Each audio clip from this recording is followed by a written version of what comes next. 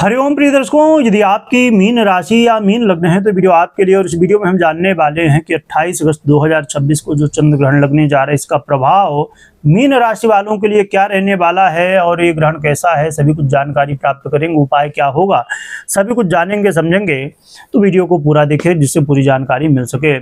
28 अगस्त को देखिए, 28 अगस्त को जो चंद्र ग्रहण है ना, ये थोड़ा सा विचित्र वाला चंद्र, विचित्र मतलब बहुत भारी है। ये कहना चाहिए बड़ा दुष्प्रभावी ये ग्रहण है। क्यों है ये भी समझेंगे। देखिए, 28 अगस्त को सुबह सुबह 8:04 से लेकर 11:32 तक ग्रहण ये जो है तो रहेगा। और ये भारत में ग्रहण नहीं है ये भी। और रक्षाबंधन इत्यादि का ये जो त्योहार है ना, तो खूब आराम से मनाइए। और जिन देशों में ग्रहण है भी तो वहाँ भी खूब आराम से मना सकते हैं। रक्षाबंधन में कोई भी इसका विचार नहीं होता। तो और इसका जो सूतक है वो 27 अगस्त की रात्रि में 11:04 से प्रारंभ हो जाएगा। और ग्रहण के बारे में पूरी जानकारी यदि आप जानना चाहते हैं, क्या नियम है, क्या सब और भी चीज़ें, तो आपको इसी चैनल में वीडियो मिल जाएंगे। वीडियो को डिस्क्रिप्शन में भी मिल जाएगी, लिंक मिल जाएगी उस वीडियो की। यदि आप यूट्यूब में देख रहे हैं, अन्य सोशल मीडिया प्लेटफॉर्म में देख रहे हैं तो वीडियो है तो आप देख सकते हैं, या तो यूट्यूब में आके देख सकते हैं। मैं बता दूँ कि ये ग्रहण भारी क्यों है, क्यों खराब है ये। देखिए, 28 अगस्त को जो ये ग्रहण लगने जा रहा है, ये कुंभ राशि के अंतर्गत और सद्विका नक्षत्र में लग रहा है, यानी कि शनि की राशि और राहु के नक्षत्र में लग रहा है, इसलिए ये ठीक नहीं है। इसके अलावा ये जो ग्रहण है, तो प्रिय दर्शकों, इससे पहले ही 27 अगस्त को दोपहर लगभग 1:34 यानी 1:30 बजे मान लीजिए, 31 मान लीजिए। क्योंकि देखिए क्या होता है कि हर प्रदेशों में, देशों में थोड़ा सा समय का आगे पीछे होता है, इसलिए 31 से आप मान के चलिए 27 अगस्त को। और 29 अगस्त को शाम को 7:37, तो आप 8 बजे मान के चलिए। पहले से ही कुंभ राशि पर चंद्रमा खुद गोचर कर रहे हैं राहु के साथ, तो ग्रहण योग भी बना है। ग्रहण तो पड़ ही रहा है, ग्रहण योग भी बना हुआ है, जो कि बिल्कुल भी ठीक नहीं है, चंद्रमा को बहुत पीड़ित कर रहा है। और केतु की भी दृष्टि है, और सूर्य और केतु एक साथ गोचर कर रहे हैं, सूर्य की भी दृष्टि है, तो यहाँ सूर्य भी ग्रहण योग में है। तो चंद्रमा मन के कारक और सूर्य आत्मा के कारक दोनों ही पीड़ित हैं। और यदि आप थोड़ा भी समझते हैं ज्योतिष को, तो आप ये बहुत अच्छे से जानते ही होंगे कि चंद्रमा और सूर्य ये दोनों ही ग्रहों में बहुत इम्पोर्टेंट इनका मैं यदि कहूँ कि एक तरफ सूर्य और चंद्रमा को कर दीजिए और बाकी ग्रह एक तरफ, हर ग्रह का अपना महत्व है, पर इनका बड़ा प्रभाव माना जाता है, इसलिए दोनों ही पीड़ित अवस्था में इस समय हैं। तो ये कहीं ना कहीं स्थिति ठीक नहीं है। ये ग्रहण का प्रभाव आने वाले 1 महीने तक रहेगा, और इसका प्रभाव देश दुनिया में भी बड़ा विचित्र रहने वाला है। इसकी चर्चा जो कि आने वाले 2026 में जो लास्ट के 6 महीने हैं, राहु का अभी जब नक्षत्र परिवर्तन हुआ तब भी हमने चर्चा की थी, क्या घटनाएं घटने वाली हैं, पहले भी हमने की। और यहाँ तक कि 2025 में जो देवगुरु बृहस्पति अतिचारी हुए थे, तब भी हमने चर्चा की थी कि आने वाले 8 साल तक देवगुरु बृहस्पति लगभग अतिचारी रहेंगे, 2032 तक। तब तक बहुत घटनाएं होंगी, दुनिया आपको बदली हुई दिखाई देगी। और क्या घटनाएं घटने वाली हैं, थोड़ा सा बहुत ही कम शब्दों में हम समझने की कोशिश करते हैं। देश दुनिया में देखिए, हमने बात की थी कि जल से जुड़ी घटनाएं, तो गुजरात इत्यादि, और अभी नेपाल में आपने घटना संभवतः आपने सुनी हो, यदि न्यूज देखा होगा आपने। तो ये घटनाएं हैं, अभी जल से जुड़ी घटनाएं और भी बाकी हैं। और इसके अलावा प्रिय दर्शकों, साइबर अटैक, सोशल मीडिया का दुरुपयोग होना, कई देश आपस में वाद विवाद, कलह का माहौल आना, युद्ध जैसी स्थितियां बनना, राजनीति में बहुत कुछ अभी हुआ और होना भी बाकी है, उथल पुथल। और यहाँ देखिए, कुंभ राशि के अंतर्गत है, तो ये प्राकृतिक आपदाओं की स्थिति बनाना, खासकर वायु से जुड़ी घटनाएं घटना, वायु और जल से जुड़ी घटनाएं घटना, वायु में हवाई जहाज इत्यादि जो फ्लाइट वगैरह रहती हैं, तो ये अग्नि से जुड़ी घटनाएं। और साथ में एआई का बड़ा प्रभाव यहाँ बढ़ने वाला है, और हमने चर्चा की थी देखिए, और संभवतः आपने सुना होगा न्यूज में कि एआई का प्रभाव यहाँ भी बढ़ चुका है, और ऐसी चिप वगैरह बन रही हैं और बन चुकी हैं जो अब हर कंप्यूटर में आ जाएंगी। तो और भी बड़ा रिवोल्यूशन आने वाला है आने वाले समय में। और 2026 में बदलाव जो है तो आपने देखा ही, और आगे और भी देखने को मिलने वाला है। तो ऐसी कुछ घटनाएं हैं, राजनीति में बहुत कुछ है अभी बाकी है। और इसके अलावा देखिए, ये चंद्रमा मन और आत्मा दोनों पीड़ित हो रहे हैं, और चंद्रमा बहुत पीड़ित हो रहे हैं। यहाँ पर होकर जानते हैं क्या, पब्लिक अभी बहुत ज़्यादा अनकंट्रोल होगी, और अभी कुछ कई बार पब्लिक और सरकार सामने आई और अभी बाकी है।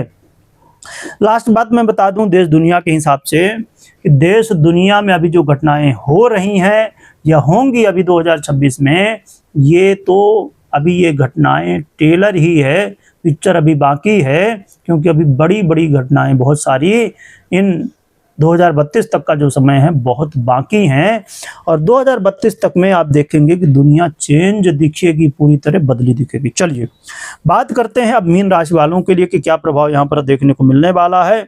मीन राशि वालों के लिए ये समय व्यय कारक रहेगा। ये चंद्र ग्रहण का प्रभाव धन का बेवजह में खर्च होना, और कोर्ट कचहरी के मामले में यदि कोई है स्थिति तो उससे बचिएगा, कोई ऐसे काम से बचिए जिससे कोर्ट कचहरी के मामले ना हो, ऐसे कामों से बचिएगा।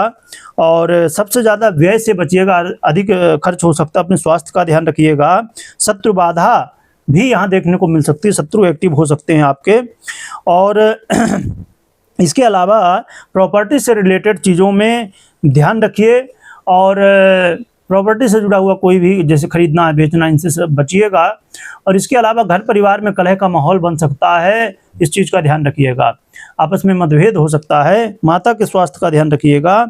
और इसके अलावा अपने स्वास्थ्य का बहुत ज़्यादा ध्यान रखिए।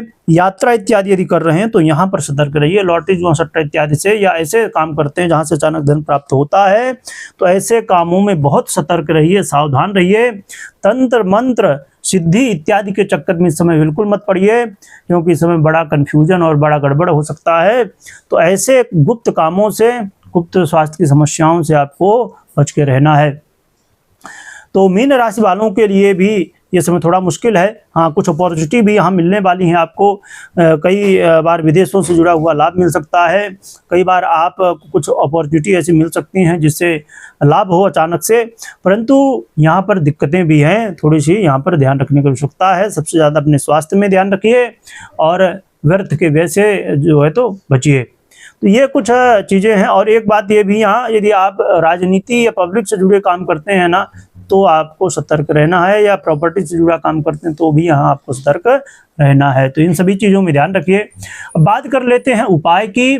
तो उपाय के रूप में सफ़ेद चीज़ों का दान कर सकते हैं, और यहाँ 7.5 भी चल रही है मीन वालों की, तो आपको शनि से जुड़ी, राहु से जुड़ी चीज़ों का भी दान करना चाहिए। यदि उपाय आप पहले से कर रहे हैं तो बहुत अच्छी बात है। तो सबसे पहले सफ़ेद चीज़ों का दान करें। दूध है, घी है, शक्कर है, और चावल है, आटा है, जो भी आपसे हो पाए तो इन सफ़ेद चीज़ों का, और भी चीज़ों, जो भी सफ़ेद चीज़ें हो, वस्त्र हो, तो दान करिए। और दान में दक्षिणा जरूर रखिए।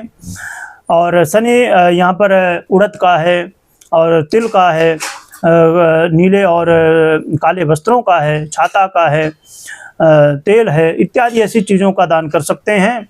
और इसके अलावा आपकी कुंडली में यदि चंद्रमा, राहु, शनि इत्यादि पीड़ित हैं, दशा इत्यादि ठीक नहीं चल रही है, इनकी दशा चल रही है, अंतर्दशा इनकी चल रही है, तो फिर बहुत सावधान हो जाइए। और इसके अलावा यहाँ पर ये भी ध्यान में रखिए कि बिल्कुल भी जल्दबाजी किसी काम में नहीं करनी, लापरवाही नहीं करनी है, इस बात का ध्यान रखिएगा।